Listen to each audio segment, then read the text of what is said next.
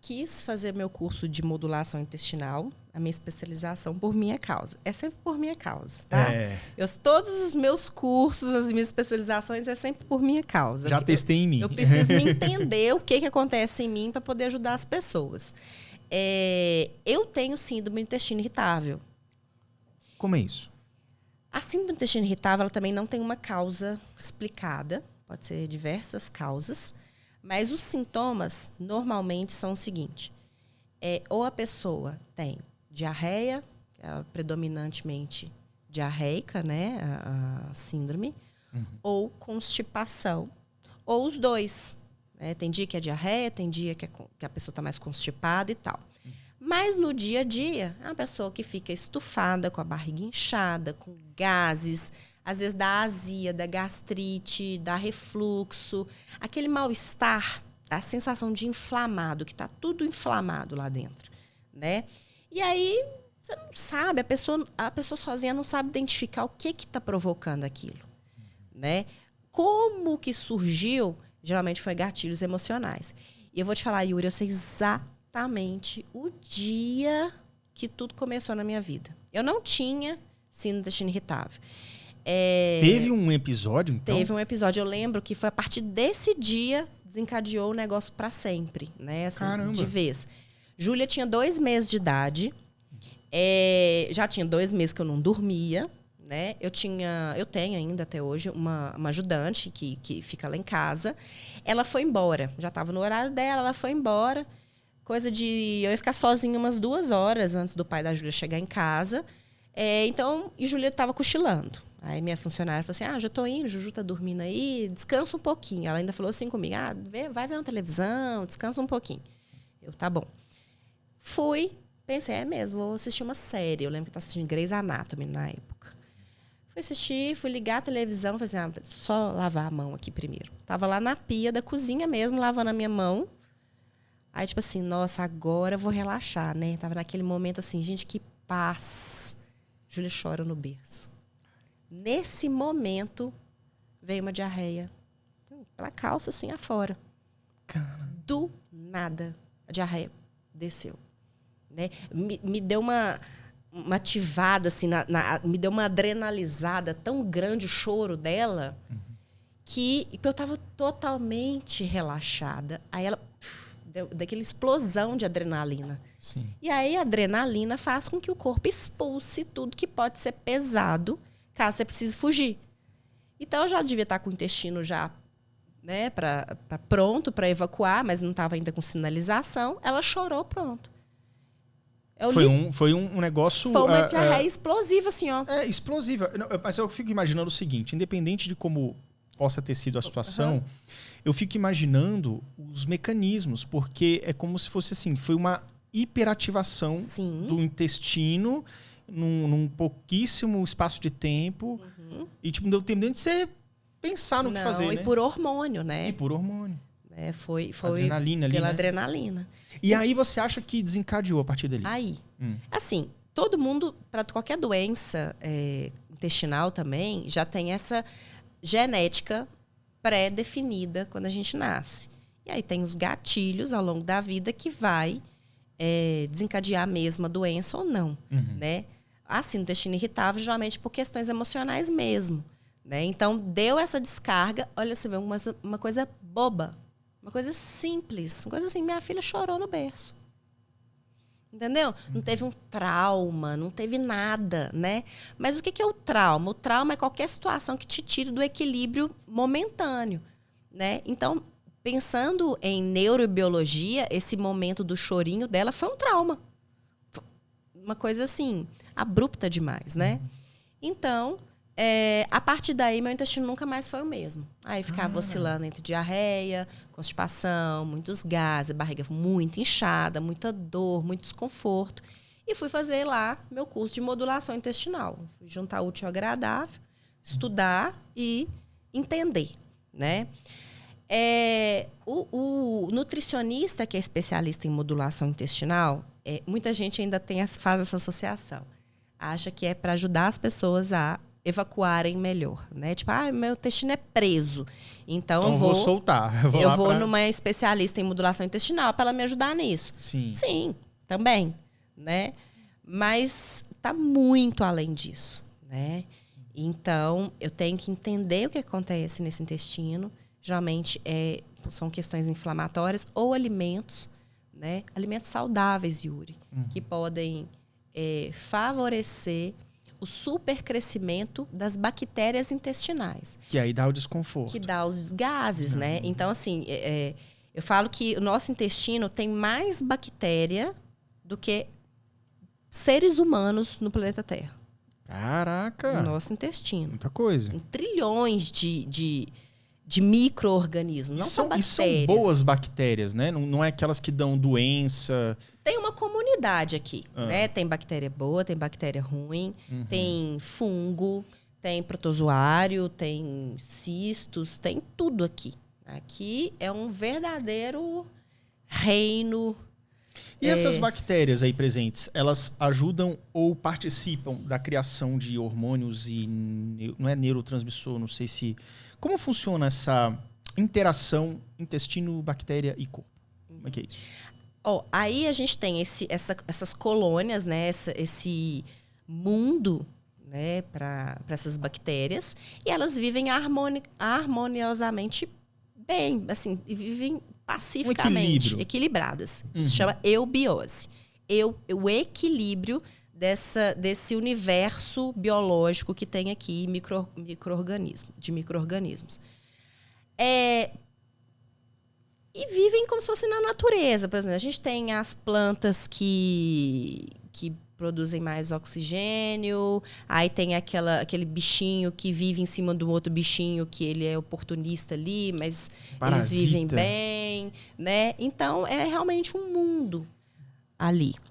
Quando acontece qualquer coisa, seja ingestão de um alimento que não vai fazer bem, ou estresse crônico demais, então adrenalina, cortisol, também altera, né, esse equilíbrio intestinal, a gente começa a ter uma transformação, ou seja, aquelas bactérias que são gram-negativas, né, ou seja, que são um pouquinho mais prejudiciais, elas começam a ser oportunistas. Por exemplo, você come muita carne vermelha.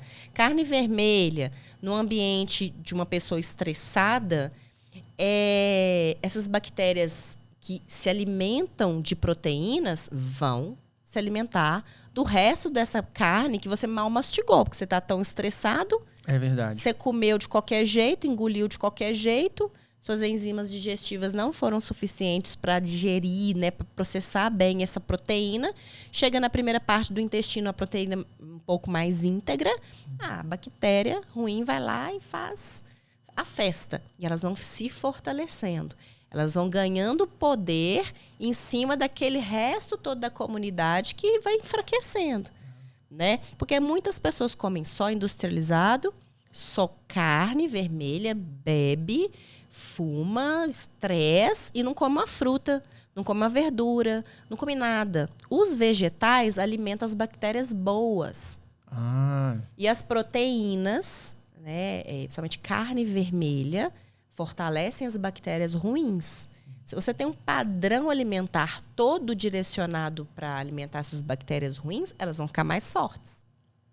Então, gera um ambiente de disbiose, de desequilíbrio desse microbioma, desse microambiente de micro-organismos aí, intestinal. E será que isso que seria a causa de muitas dessas doenças, talvez, ou então um aumento de diagnósticos equivocados? Então, aí quando a gente tem esse desequilíbrio, essa disbiose intestinal, isso acontece, por exemplo, você vai num churrasco final de semana, comeu tudo errado mesmo, ficou com gás, que desconforto, às vezes deu uma diarreia ali e tal, mas lá para terça-feira você já voltou à sua alimentação normal, ok, normalizou tudo, certo? Teve uma desbiose momentânea e depois passou. Mas tem pessoas que essa desbiose ela é diária.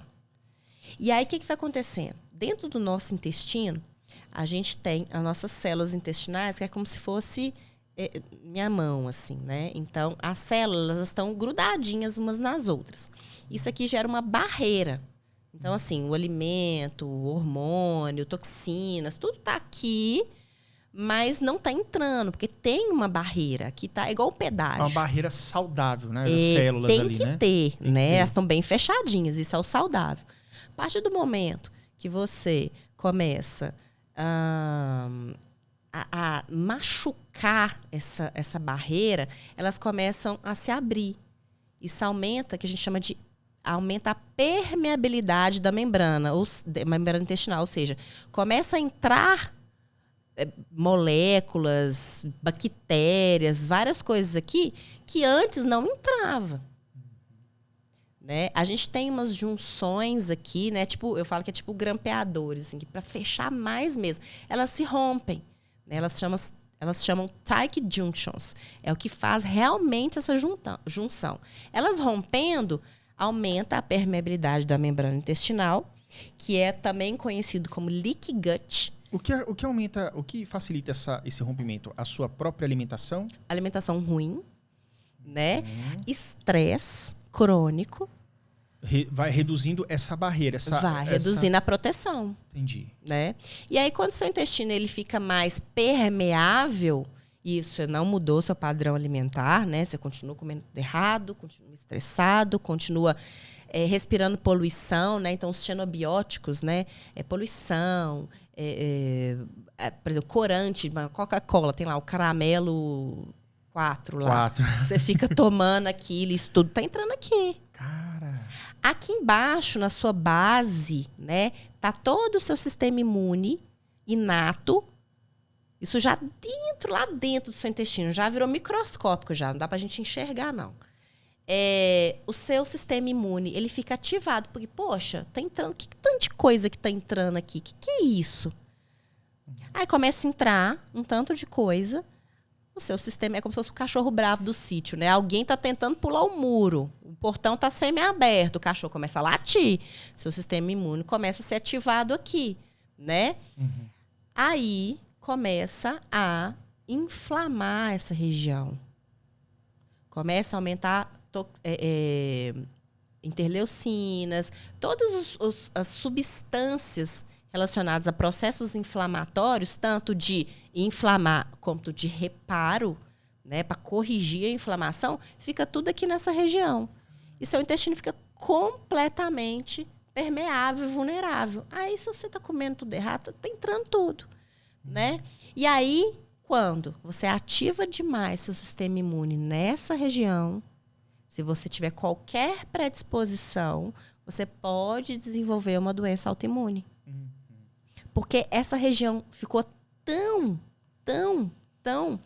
com uma demanda tão grande do seu sistema imune, que o seu sistema imune global, do resto do corpo todo, cai. Porque, assim, tá sendo agredido aqui.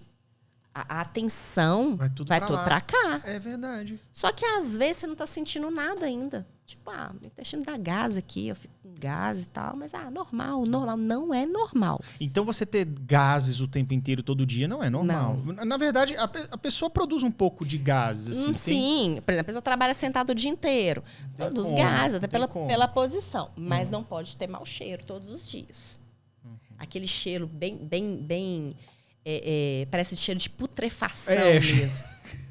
Isso geralmente é de carne vermelha. A pessoa vai para um churrasco no domingo, segunda-feira ela tá... Cara, eu lembro de uma vez... detonada. Há 15 anos atrás, a gente estava num churrasco e tinha um... Sempre é no churrasco. Tinha um brother nosso, cara. A gente tava conversando, trocando uma roda, assim. Já tinha 5 pessoas, o churrasco tava de final. Aí sobe um cheiro. É o primeiro a rir. Aí esse meu brother começou a rir. Aí meu amigo falou assim, porra, bicho, tu tá morto por dentro. Porque o negócio tinha um cheiro absurdo. Gambá não faria melhor. E eu posso te falar, o seu amigo falou que ele tá podre por dentro, tá mesmo. Tá mesmo. Porque assim, vamos lá. Você come boi. Churrasco, boi. É um bicho, não é? Você tá comendo a carne desse bicho, não tá? Aí se ela não foi bem digerida, mal passada, então quase crua, né? As nossas enzimas digestivas não têm essa eficiência em digerir coisa crua, proteína crua. Entendeu? Beleza. Aí você já mal mastigou, estômago não tem dente, e aí vou chegando aquele negócio inteiro lá dentro. As bactérias, que a gente fala, proteobactérias, né, as que se alimentam de proteína, vão fermentar. Elas produzem substâncias enxofradas. Dentre elas, 2 toxinas chamadas, olha o nome, cadaverina e putrescina. São 2 toxinas enxofradas. Enxofre é, por exemplo, um ovo podre é enxofre, aquele cheiro é de enxofre. Produz um cheirão de enxofre, ou seja, é característico, né? Exatamente. Então, como evitar essa questão dos gases fétidos? Mastigar muito bem as proteínas, de preferência bem passadas.